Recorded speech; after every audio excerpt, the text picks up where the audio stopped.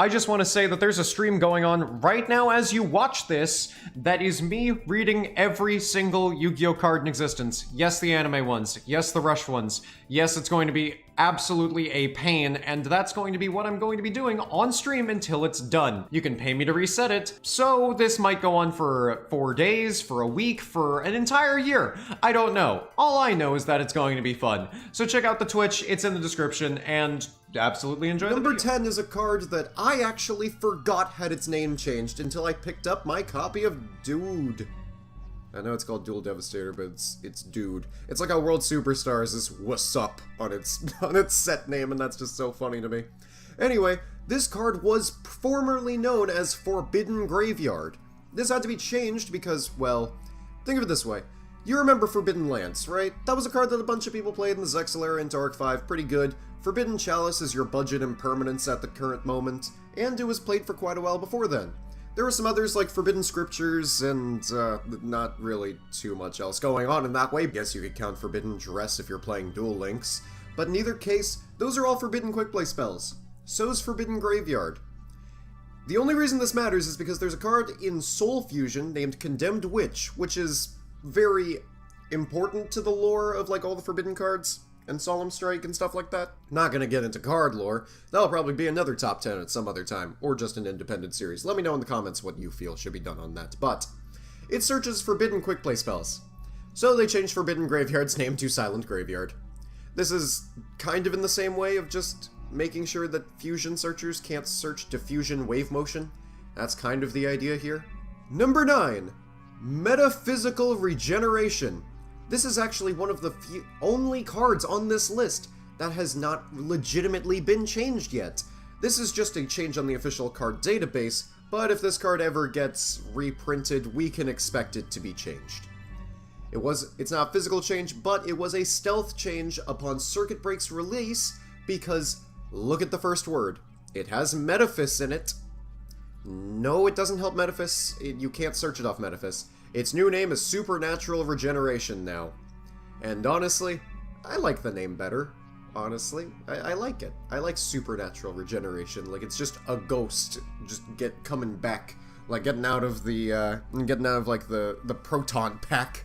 That's what I'm thinking of it when it comes out. And I don't know when you'd reprint this, but, I mean, honestly, another Dude set. I mean, Silent Graveyard came out in that set, so there's really no cohesive reason as to when these cards need to be reprinted. Number 8 is a funny one. So, did you ever think you could search Dark Trap Hole off of Trap Trick monsters? No! Its card's name is now Darkfall. Now, this is kind of just a funny one, because let's talk about this. There are a bunch of cards that say except blank, like I recently talked about Diffusion Wave Motion, because as Fusionist, you can't do that. You can't do that with Miracle Synchro Fusionist, anything like that. Don't worry about it. So, let's talk about Goblin Pothole Squad, which can't search Dark Trap Hole. You know, the card that doesn't exist. It names a card that doesn't exist, which I find hilarious. It's just such a weird thing. Like, if you look at Goblin Pothole Squad and you're like, oh, what's Dark Trap Hole? Number 7 is a card that actually got buffed by a name change, hilariously enough. It used to be known as Nurse Reficule the Fallen One. This is the centerpiece of the Nurse Burn strategy, also with bad reactions to Samochi, where you heal your opponent to death, and you make use of what people thought was a terrible card, gift card. Nah, it's just blanket deal 3,000 damage. It's pretty good. It's pretty good in that way, you gotta admit. Basically just makes Nurse Burn rogue, just get good hands lol. Don't get impermanenced. So it got changed to Darklord Nurse Reficule, so now you can use the Darklord engine in Nurse Burn, you can discard a Nurse to draw 2 cards off of Ixchel, you can directly search Nurse off of Banishment. It's genuinely a very good change for Nurse Burn, and still doesn't make them broken. If Silent Wabi worked the way that you thought Silent Wabi worked, maybe Nurse Burn would have been broken. Oh well. Number 6. Well, this one's just a little nonsensical. I don't honestly get it. What the hell is pigeonholing of Spellbook? What does this mean? What is pigeonholing of Spellbook? This sounds like a potion? that was brewed from a spellbook, not in the instructions, but like the pages out of it were just boiled and made into this when you mix them with like warts or something like that. What is pigeonholing of spellbook? Shoutouts to Hidden Book of Spell as well, but thank God we finally fixed it to be Spellbook Organization, which ironically is the only organized part of this entire name change. This wasn't even because the name was like a part of an archetype or it was just could be searched by something. No, it's just because it doesn't mean anything. Number 5 brings us back to the days in middle school where you thought you were edgy for wearing a choker. We have Trial of Hell, changed into Trial of Nightmare. This one's a little bit obvious just because, well, we didn't really know as a Yu-Gi-Oh community and as a Yu-Gi-Oh maker in Konami what exactly we wanted the age rating of this card game to be, I guess. It took a little bit later in the same print run of Legend of Blue Eyes to change Trial of Hell to Trial of Nightmare. Granted, you'll still see some first eds with Trial of Hell, funnily enough. It just doesn't make much sense why they would try to pass this. Like, you'd think that would be figured out in a boardroom as opposed to just, like, when you release it and you have a parent group just going, there's a Trial of Hell in my children's card game.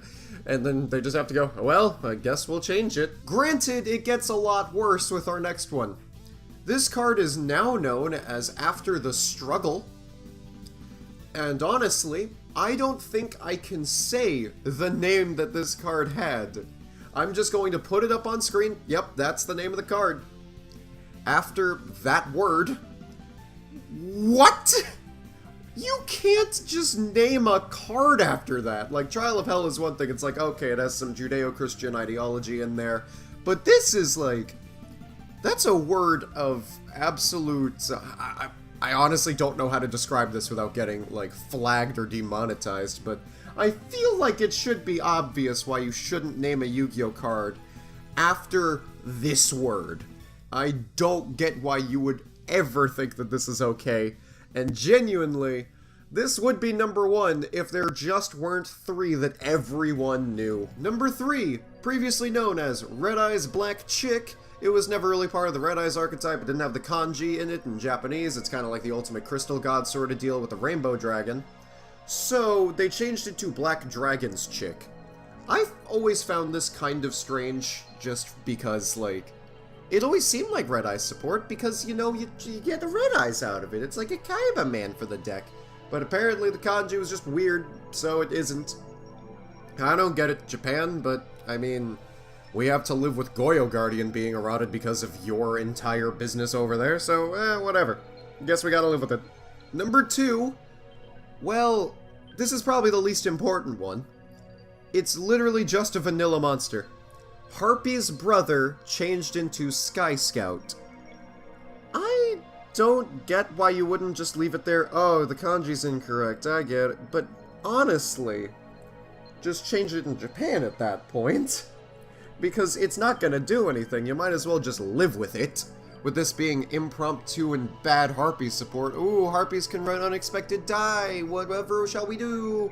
It doesn't matter, and honestly it makes sense for him to be a Harpy's brother. Just look at him.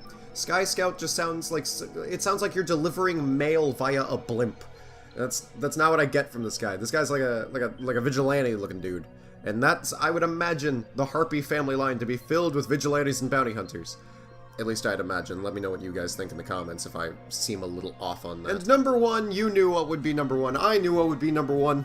It's the 3-word phrase that comes to mind as soon as I say the word except. Except Frog the Jam, now known as Slime Toad.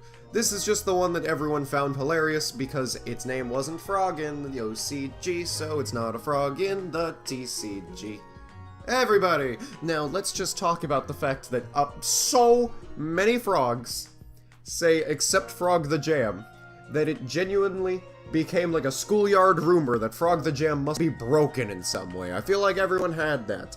Except Frog the Jam. Well, it's a normal monster. Is there some Frog the Jam support that could make frogs even more broken? Is there something crazy? Because, like, Frog FTK already exists. So what could possibly be more broken? Well, nope, it's just because its name's different. Sorry to put an end to the schoolyard rumors that I had to put an end to myself on myself years prior. But yeah, Frog the Jam isn't just a nearly broken card that was so close to being banned, but it's so notorious that it must stay unlimited. No, it's just a name change.